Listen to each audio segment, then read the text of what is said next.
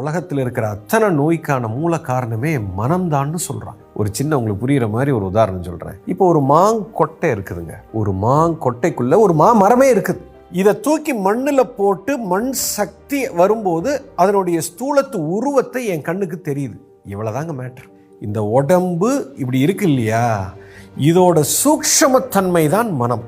ரெண்டும் வேற வேற இல்லை, ரெண்டும் ஒன்று தான். இந்த சூக்ஷ்மத்தன்மை தான் ஸ்தூலத்தை கட்டுப்படுத்துகிறது.